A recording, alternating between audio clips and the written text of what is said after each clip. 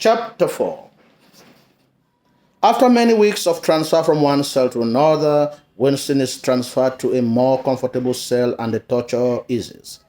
He has a bed and sheets to keep him warm, but the continuous light is ever present and disturbing. He dreams once more of Julia, his mother, and O'Brien in the Golden Country. He puts on weight, and he is allowed to write his thoughts on a small slate.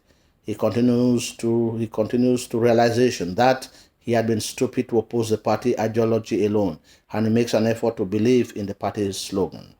Consequently, he writes on the slate, "Freedom is slavery.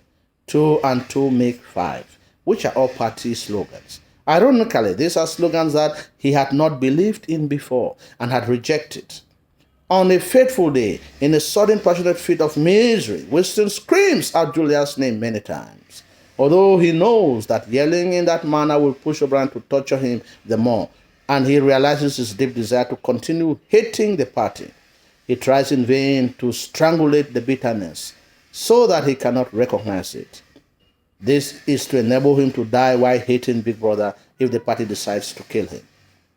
The bitterness towards the party is so strong that he cannot hide it. Even though O'Brien arrives with guards, Winston confesses to him how much he hates Big Brother.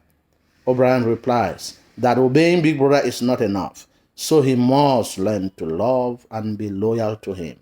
Consequently, O'Brien orders that Winston be taken to the much dreaded and horrifying room 101. Still at the Ministry of Love, he dreams his dreams. He dreams about talking things calmly with O'Brien, his mother, and Julia in an imaginary golden country.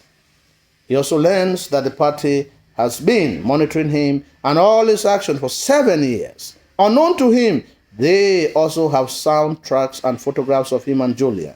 He now realizes the futility of his rebellion against the party and its leadership. During one of his nightmares, he screams Julia's name, which is an indication that he will have to start the reintegration process all over again. Winston Smith continues to dream about Golden Country, which in his nostalgic place, where he believes that everything is peaceful and perfect. Ironically, in his dream, he sees O'Brien, who is his torturer and who has become his only friend. Like everyone else, Winston has a breaking point, which O'Brien has found out to be rats, as seen in the rented room in Mr. Charrington's antiquity shop. His phobia for rats had been disclosed earlier in Mr. Charrington's upper stair room, where he had been terrified by the rats therein. The party knows everything concerning its constituents, including how to get inside their minds.